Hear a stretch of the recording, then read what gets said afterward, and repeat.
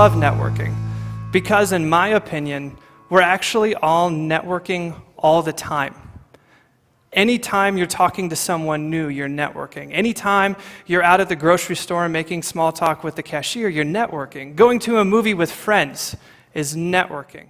One of the key principles in most of the keynotes that I give is the fact that we all have a network. Whether you have 5 really close friends or you have 15,000 connections on LinkedIn, we all have a network of individuals we can turn to when we have an idea, when we need something. I had a buddy who came to me about 2.5 years ago. We were having coffee, and he said, "Danny, are you doing anything with LinkedIn?" And I said, "No, not really. I mean, I keep getting more and more connections, but they just sit there. They're just connections, and it makes me look cool that I have 500 plus connections." He goes, "Yeah, that's kind of what I'm doing too. Do you want to change that?" I said, "Well, what do you have in mind?" He goes, "I was thinking, what if we took our LinkedIn connections and we invited all of these people to a bar, to a coffee house, somewhere, and we call it a LinkedIn social and invited them to come together and network and get to know one another?"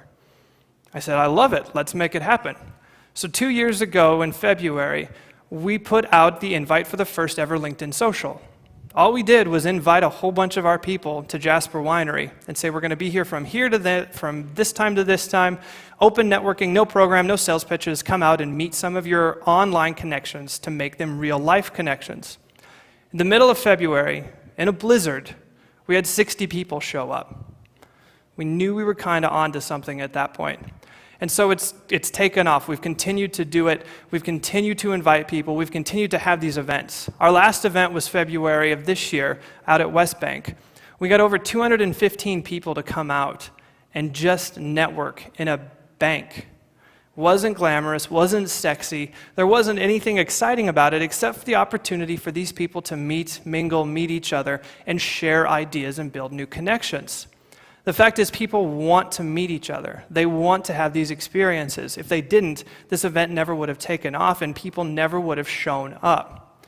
That's the power of networking.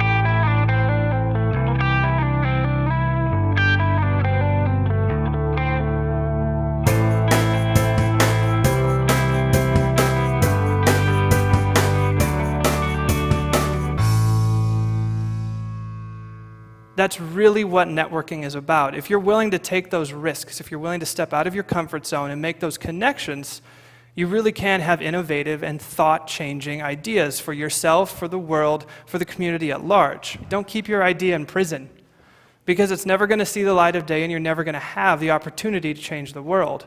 Go out and have that cup of coffee. Go out and meet with those people and hear their stories so that you can help them as much as they can help you. That's really the only way to change the world, one cup of coffee at a time.